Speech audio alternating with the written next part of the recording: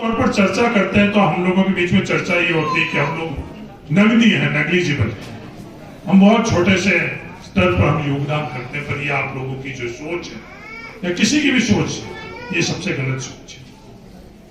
राष्ट्र निर्माण के अंदर हर पद का उतना ही महत्व है, कोई छोटा नहीं बड़ा नहीं। ये जो सोच है वो अपने आप में छोटी होती है जब किसी कार्य को हम लोग छोटा आगे। तो ये नहीं कि आईएएस बनकर बहुत बड़ा योगदान कर, और दूसरे कर्मचारी के नाते हम लोग बहुत छोटा योगदान करते हैं। इस तरह के वातावरण से प्रभावित होकर जो निर्णय होते हैं वो दूरगामी हम लोगों के लिए सही नहीं होते। उदाहरण के तौर पर जब विकेंद्रीकरण की जगह केंद्रीकरण फैसले होते हैं, आज हम लोग फैसले के अंदर शहरों को प्राथमिकता दे रहे हैं। जब केंद्रीकृत व्यवस्था की जगह विकेंद्रीकृत व्यवस्था की जो पैरवी करते हैं तो ऐसी भावनाएं हम लोग वातावरण में भड़काते हैं कि शहर के खिलाफ। अगर निष्पक्ष तौर पर आप आकलन करोगे तो वो शहर के खिलाफ नहीं, वो शहर के पक्ष में। शहर के अंदर जो इंफ्रास्ट्रक्चर है, शहर की व्यवस्था है, अगर सब हम लोग अगर शहर की तरफ चलेंगे तो क्या वो शहर की व्यवस्था चल पाएगी? तो जब कभी भी निष्पक्ष तौर के ऊपर इसके लिए हम लोग चर्चा करते हैं तो हर समय इस तरह की बात हो जाती है कि एक वर्ग जो ग्रामीण पृष्ठभूमि की पैरवी करता, और उदाहरण सैकड़ों उदाहरण कोरोना के वक्त के अंदर हम लोगों ने महसूस किया कि जब हमारी केंद्रीकृत स्वास्थ्य व्यवस्था वो सिर्फ शहरों के ऊपर आधारित रही, हम लोग जो गांव में रहने वाले बीमार पड़ते, सबसे पहले तो बेड अनुपातिक तौर पर हम लोगों ने भी ऑक्यूपाई की, और जब लंबे समय के अंदर उन बेड को हमने मरीज के तौर पर हमारे को दिए गए तो वो शहर के अंदर रहने वाले लोगों को जब आवश्यकता पड़ी तो उन लोगों को भी वो व्यवस्था का फायदा नहीं पहुंचा। इस तरह से दुनिया में कहीं भी सफल मॉडल, चाहे शिक्षा का हो चाहे स्वास्थ्य का हो, वो शहर की जगह गांव में जहां कहीं भी इस तरह की संस्थाएं खुली, हर सफल दुनिया के अंदर शिक्षा का जो संस्था है, वो सफलतम शिक्षा की संस्था वो ग्रामीण इलाके के हेल्थ के बड़े बड़े रिसर्च सेंटर वो ग्रामीण इलाके के अंदर। और गांव और शहरों के बीच में टकराव होने की जगह उसमें आपस में सामंजस्य होगा, जब जाकर ही हम लोग उसी दिशा में पहुंच सकते।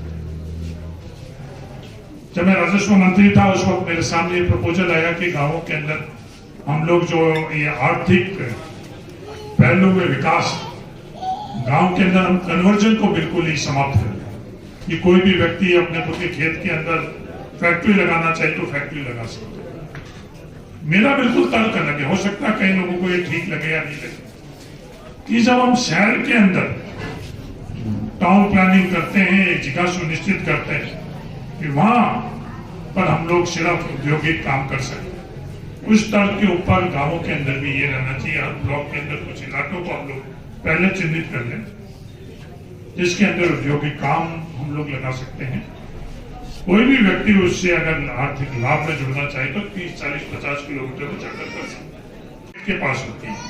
वो हर वर्ग काम के अनुपात के अंदर हम लोग हर वर्ग को वापस अपनी आर्थिक ताकत अनुपातिक तौर के ऊपर समझो। ये समाजवाद का मॉडल है।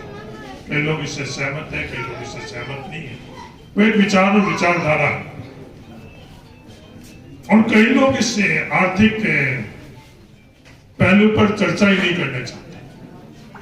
वो सिर्फ भावनाओं के आधार के ऊपर इस समाज को दिशा देना चाहते हैं और फैसले समाज से में भावनाओं के आधार पर करना चाहते हैं। और इतिहास इस बात का गवाह है, जिस समाज, जिस देश के अंदर भावनाओं के आधार के ऊपर, सिर्फ भावनाओं के आधार पर आकलन हुआ और फैसला हुआ, वो देश आखिर के अंदर उसमें नुकसान।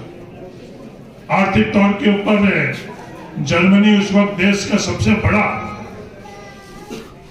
ताकत के तौर पर हुआ, और भावनाओं के तौर पर जब पूरे देश को जो भावनाओं के पीछे लगाया तो उससे भावनाओं का क्या हश्र हुआ वो हम लोग अच्छी तरह से मुझे जर्मनी जाने का मौका मिला। मैंने वहाँ के युवाओं से और वहाँ के कई लोगों से उस बारे में चर्चा करने की कोशिश करी, तो उन्होंने मेरे को बिल्कुल स्पष्ट तौर पर कहा कि और किसी विषय पर आप लोग चर्चा कर लो। उस वक्त ये नाजी रिजिम के बारे में मैंने हम लोगों से चर्चा भी की। आज देश के अंदर भावना के माध्यम से हम लोगों का एक ऐसा वातावरण बनाया जा रहा है जो जिसका उदाहरण मैंने खातेदारी के अधिकार के वक्त कर रहे हैं, कृषि बिल के माध्यम से, और ओपीएस और एनपीएस के अंदर आप कर्मचारियों के अंदर भी वो उस वक्त की इस तरह का वातावरण पैदा हुआ जो आप लोगों ने खुद ने आकलन नहीं किया कि कितना नुकसान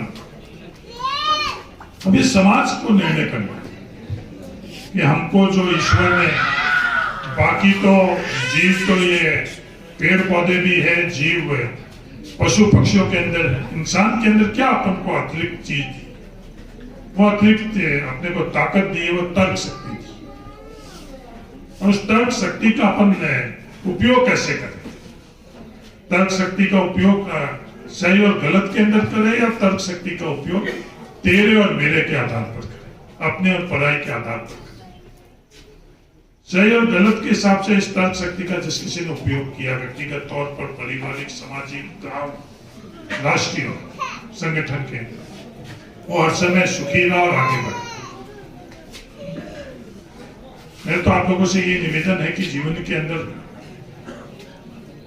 आप सौभाग्यशाली हो, एक सरकारी कर्मचारी के नाते इस सेवा के माध्यम से आपको राष्ट्र के निर्माण के अंदर बहुत बड़ी योगदान सामने आई।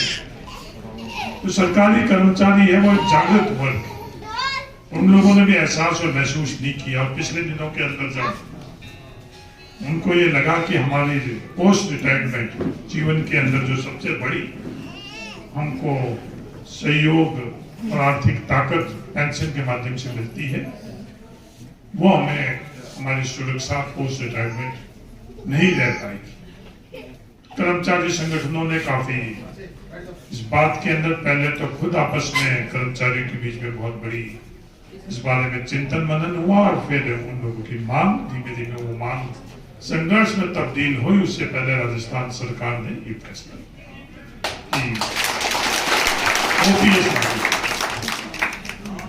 आप लोगों के खुद के जनप्रतिनिधि तो एमएलए बनने से पहले जब पिछला चुनाव था, मुझे अवसर मिला कि जो मैनिफेस्टो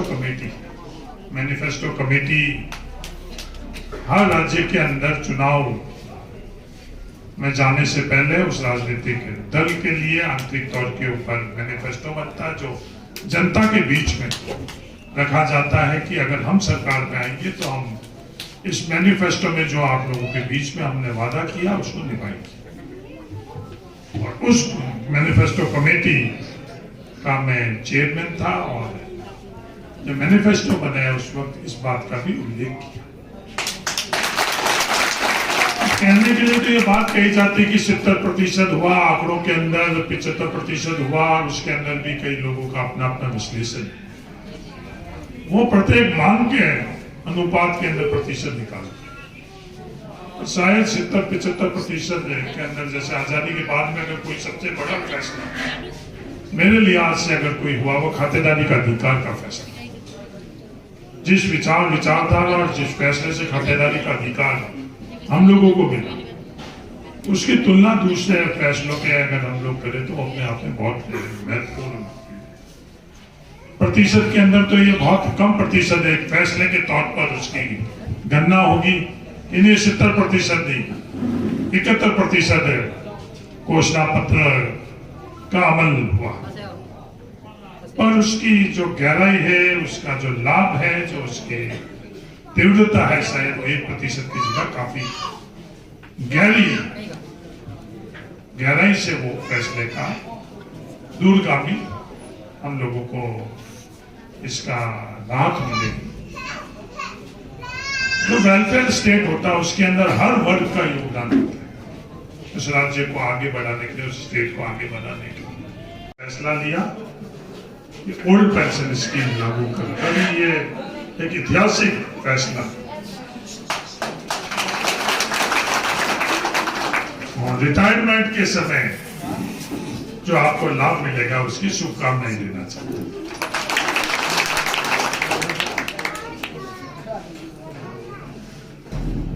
मेरे से पूर्व वक्ताओं ने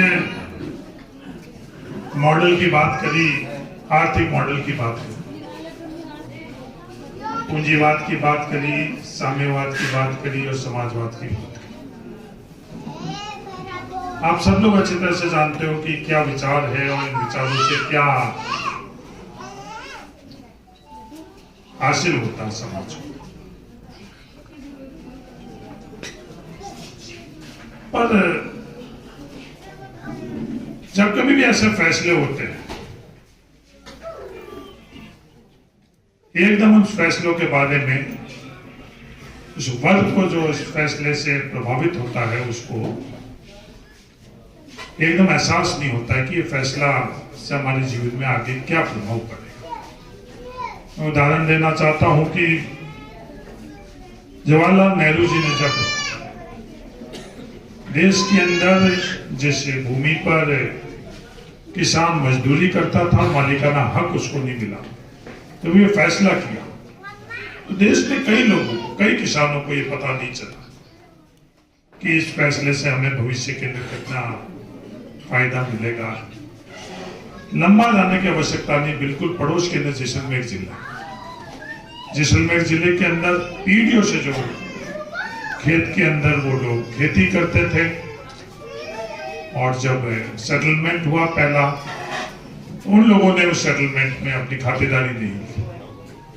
आज आजादी के 70 वर्ष बाद में भी सबसे मुख्य मांग जैसलमेर के उन काश्तकारों की है कि हमें अलॉटमेंट या नियमन किया जाए।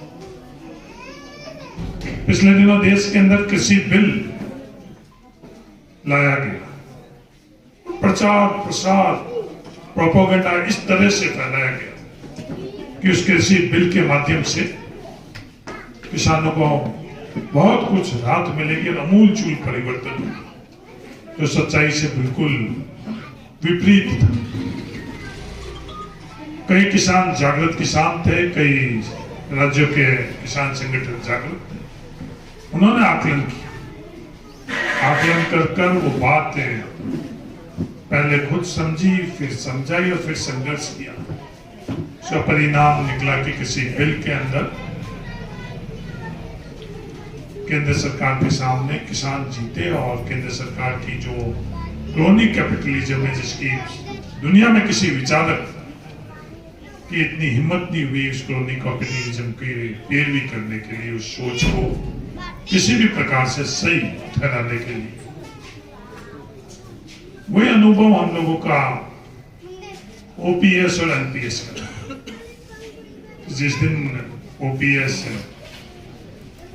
की जगह एनपीएस लागू, कर्मचारियों के बीच में बहुत प्रचार प्रसार किया गया। कर्मचारी खुद ने भी एहसास किया कि नहीं, जो ये मार्केट है, बाजार है, बाजार के अंदर जो हम लोगों की पूंजी लगाएंगे, वो पूंजी से हम लोगों को जो वोट पेंशन स्कीम है उससे ज्यादा हम लोगों को फायदा होगा।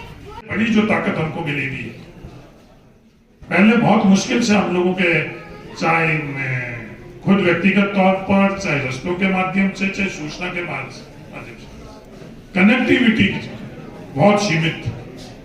आज जो कनेक्टिविटी हम लोगों के है, कम्युनिकेशन हम लोगों की है, उसके अंदर सही सूचनाएं तो बहुत कम आती और गलत सूचनाएं बहुत ज्यादा आती। मैं पंजाब चुनाव के अंदर चुनाव का संचालन कर रहा था, तो पूरे स्टेट लेवल के अंदर एक नई चीज जो पिछले 10 सालों से हम लोगों के बीच में आई है कि डिजिटल प्लेटफॉर्म के अंदर बूस्टिंग करना। बूस्टिंग करने का ये मतलब कि अपनी बात जो अपन डिजिटल प्लेटफॉर्म पर रख रहे हैं, उसको ज्यादा से ज्यादा आगे कैसे फैलाया जाए। वो फेसबुक के अंदर, वो यूट्यूब के अंदर, वो इंस्टाग्राम के अंदर, वो पैसा लेती है कंपनी कि उस बूस्टिंग की ये दरें हैं, इतनी दरें हम लोगों को दो, तो आपकी बात हम इन प्लेटफॉर्म के अंदर बहुत आगे पहुंचाएंगे। तो अपनी बात आगे पहुंचाने का क्या माध्यम है? आर्थिक ताकत माध्यम। तो बात सही है गलत है वो बिल्कुल अलग है बात, उस ताकत से वो बात आगे नहीं बढ़ रही है, पर वो बूस्टिंग जिसके पीछे आर्थिक ताकत है, उस आर्थिक ताकत से अपनी बात आगे पहुंचाने की। मेरा तो आप सब लोगों से ये निवेदन है कि आप जागृत समाज हो, आज्ञावान समाज आप लोगों से बहुत आशा रखता है, समाज आप लोगों पर बहुत विश्वास करता है। एक तरह का समाज के अंदर आप मॉडल और रोल मॉडल। कोविड के वक्त के अंदर शायद राजस्थान ही नहीं दुनिया के अंदर सर्वश्रेष्ठ काम ILI सर्वे के माध्यम से हुआ है, वो गिरा और भाई तुके।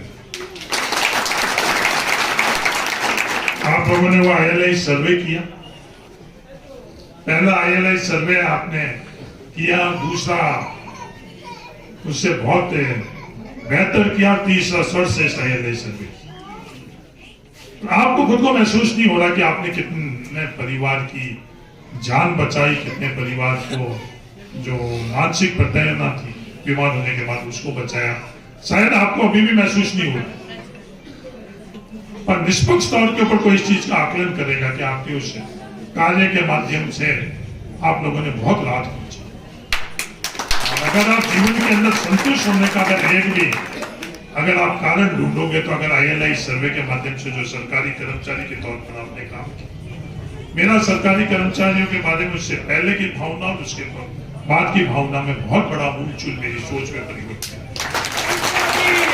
मैं आप लोगों से यही निवेदन है कि जब कभी भी आपको अवसर मिले, जो भी आप कार्य करें वो कार्य आप अपने सर्वश्रेष्ठ उसके अंदर, वर्तमान के अंदर जो आप कार्य कर रहे हो उसके अंदर